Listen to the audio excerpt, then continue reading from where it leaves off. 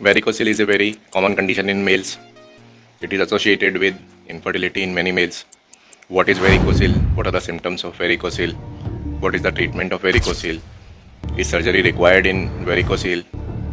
Does every patient of varicocele need IVF? We'll discuss all these things in today's video. Good morning, I am Dr. Rajat and you have started watching our YouTube channel, The Fertility Gynecologist.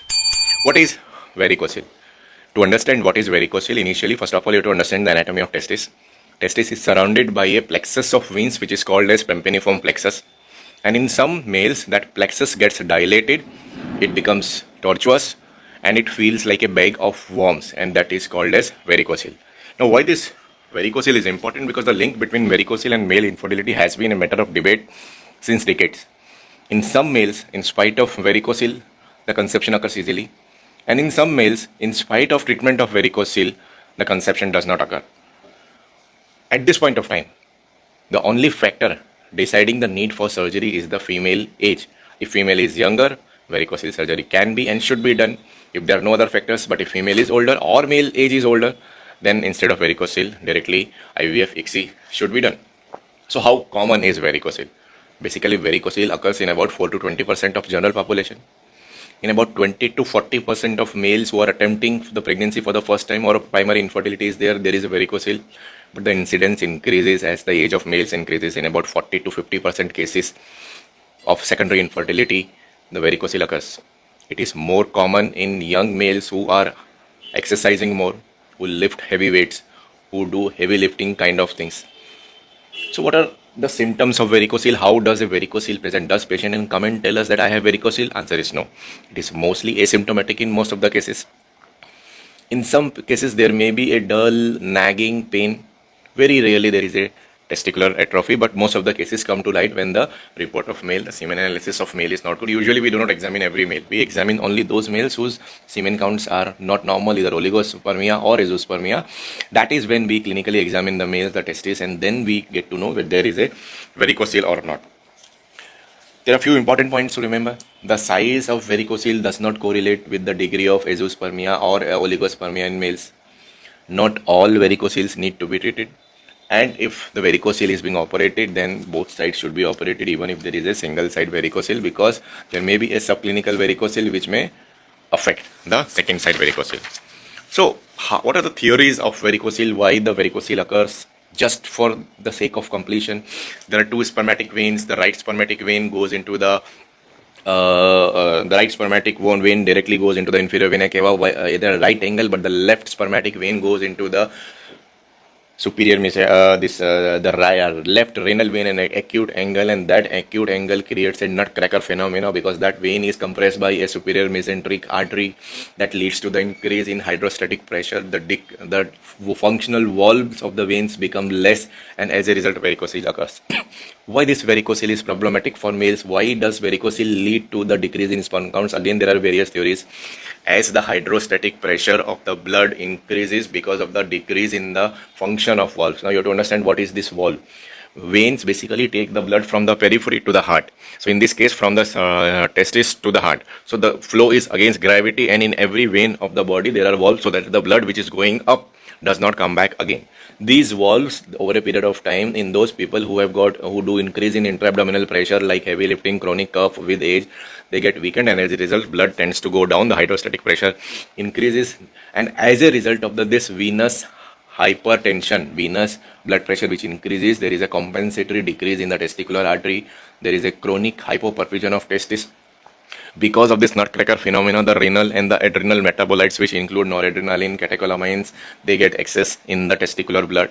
Because of all those things, the testicular hypoperfusion occurs, the testicular hypoxia occurs, and over a period of time, it damages the spermatic epithelium, and spermatic epithelium of the seminiferous tubules is the one which leads to the production of sperms. And as a result, over a period of time, the sperm counts decreases. And again, because blood is relatively warm, there is an increase in the temperature which is surrounding the testis, and a theory says that increase in temperature which decreases the sperms, it is harmful to the sperms. So, like I said, patient won't come and tell me for the first time that patient has varicocele. It is a diagnosis, and it has to be diagnosed clinically by the examination. Diagnosis is usually done in the standing position. There are 3 grades of varicocele: grade 3, grade 2, grade 1, and subclinical varicocele. Grade 3 is I can see and I can palpate the varicocele at rest. Grade 2 is I can only palpate the varicocele, I cannot see the varicocele. Grade 1 is I can palpate. Palpate means I can touch and see the varicocele. It is not visible to my eyes. I can only feel it. If I do the Valsalva maneuver. Valsalva maneuver is I close my nose and increase the pressure of my abdomen. So this basically pushes the blood down. It increases the intra-abdominal pressure and it pushes the blood down through the valves, and if the valves are weak, the blood would flow down towards the scrotum, towards the pampiniform plexus, and there would be varicocele. And then there is a subclinical varicocele. I cannot see, I cannot palpate. Only while doing the Valsalva maneuver, I can diagnose the varicocele, not in the clinical examination, but in the color Doppler ultrasound. So do I require color Doppler ultrasound in all males? Answer is no. Only if there is a long-standing infertility and we cannot find the other causes of the male infertility, the FSH, LH are normal, or patient has undergone some kind of surgery, then we go for a scrotal ultrasound. There are different criteria of color ultrasound to diagnose the varicocele by American Urologists Association and European Association of Urologists. Mostly the diameter of veins should be more than 3 millimeter. The largest vein diameter should be more than 3 millimeter. And if that venous the pressure, the return of the blood is diagnosed for more than 2 seconds, then we can diagnose the varicocele on ultrasound.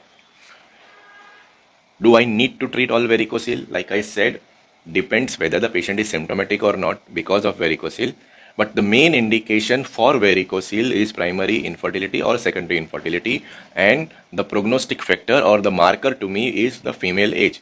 If female is young, then yes, go for a VR, that means a varicocele repair. If female is old, then there is no need to go for varicocele repair, because even after doing a varicocele, the effect on the sperm counts takes about 8 to 13 months to appear, and even in those cases, whether the female, those sperms would be able to fertilize with the ovum in a natural or in an IUI cycle is very, very less. Even in those cases, the ICSI would need to be done for the female to conceive, and that is why the female age is a very, very important factor to conceive.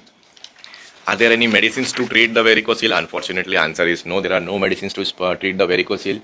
There are no exercises which can be done for treating the varicocele. There are few antioxidants molecules which can be given, like L-carnitine, coenzyme Q, zinc, folic acid. All those have found to be slightly improve the sperm parameters in case of oligospermia because of varicocele, but they may per se not revert completely the sperm counts to the normal. They can be at max given 2 to 3 months before going for an IVF to improve the quality of sperm parameters. So that comes to the question, what is the surgical technique of varicocele? The varicocele surgery is called as Varicocelectomy. Basically, we do a high ligation of the varicoceles. We cut the veins, and the rest of the veins, they become dry out over the surrounding the scrotum, and then everything is gone. There is a subinguinal approach, there is an inguinal approach, there is a laparoscopic approach. Subinguinal or inguinal in an open surgical technique is usually preferred. Usually the spermatic artery and lymphatics, if they are spared, those are better. It prevents the recurrence and it prevents the hydrocele formation. Laparoscopic high ligation of spermatic vein is not usually preferred because it has more chances of recurrence and hydrocele formation. Even after doing the surgery, the counts, they improve after 8 to 13 months. Many patients have got azoospermia. In those cases, if we do the clinical examination and we find varicocele, the question which lingers in the minds of patient is varicocele the cause of azoospermia? Now, it is a dilemma as far as the reproductive infertility specialists are concerned. In 5% of cases, the azoospermia can be because of varicocele, but it is not usually always the case, and that is why the azoospermia cannot be reversed in almost all the cases by doing a varicocele repair. So whether the varicocele repair would give us the result in azoospermia or not, it depends upon the testicular biopsy of the patient. So any patient who has got azoospermia and has got varicocele, whether to go for a varicocele repair or not depends on 2 factors. Like I said earlier in my video, the age of the female is more. If the female is younger, and by younger I mean her AMH should be normal. If AMH is less than 2, then that female is not younger. Even if the 25-year-old female has got an AMH which is less than 2, then varicocele repair should not be attempted. Directly sperm retrieval should be done and followed by ICSI. And the second factor is testicular biopsy. Testicular biopsy is a diagnostic procedure in which we take the testicular tissue from various places and then we examine the testicular tissue under the microscope. Testicular biopsy, the details I'll discuss in a different video, but testicular biopsy, if there are 2 patterns, one is a maturation arrest and other is a hypospermatogenesis. We also call as hypospermatogenesis HS and maturation arrest as MA. These two patterns, if they are visible on the microscopic pattern of testicular biopsy, then that suggests to me that in this patient, if I do a varicocele repair, there are good chances that we may find the sperms in the ejaculate, or the patient may start forming his own sperms, and that may be beneficial either in IUI or in a IVF, so that the patient's own sperm can be utilized for making the baby. But if the pattern in this testicular biopsy is Sertoli only cell syndrome, SCOS, Sertoli cell only syndrome, then that suggests to me that there is a testicular failure. And in that case, even if we go for the IVF, the chances of sperm retrieval, even if we do a surgical sperm retrieval, the chances of getting the sperms, patient's own sperms, are very, very less. So in those cases, the varicocele repair is not attempted. It also helps in better prognostication of case, better counseling of the patients. So there are three approaches the doctors take. Either directly go for a sperm retrieval, don't do the varicocele repair, or do a concomitant sperm retrieval and varicocele repair at the same setting, or do a varicocele repair followed by the surgical sperm retrieval later on. They all can be done in a shared informed model. Patient needs to be counseled about pros and cons of all the things. But in cases in which there is infertility of more than 1 year, you would directly go for IVF. If there is no specific cause which is visible in female, and female is borderline age, not younger, then we directly go for IVF. If the FSH levels are relatively normal or slightly more than normal but less than double, then we directly go for IVF. Advanced age of females, high FSH level, again we directly go for IVF. We do not do a varicocele repair. If the varicocele is chronic, male age is more, then there is no need to go for a varicocele repair for the sperm purpose. It won't give us result. Varicocele repair is recommended in cases of secondary male infertility. The patient already has one child. We can give the time. Usually it takes about, like I said, 8 to 12 months for some kind of improvements in morphology, in motility and sperm counts to occur. So we have to wait for that period. So if the diagnosis of the primary testicular biopsy suggests that there is a primary testicular failure, then in those cases there is no point of doing a varicocele repair for the sperm count purpose. So in conclusion, I would like to say that cornerstone of a diagnosis of a varicocele is a clinical physical examination. The subclinical varicoceles, which are diagnosed by color Doppler ultrasound, may be treated if you are going for a contralateral side of varicocelectomy. Then the subclinical varicoceles should also be treated. In men who are taking the fertility treatment, who have oligospermia or azoospermia with varicocele, even after varicocele repair, the chances of going for ICSI is very high. Only thing is, varicocele leads to the better quality of sperms in terms of motility, morphology and counts. And testicular biopsy is the diagnostic and the prognostic marker in patients of varicocele to decide whether the varicocele repair would help these patients get their own sperms or not.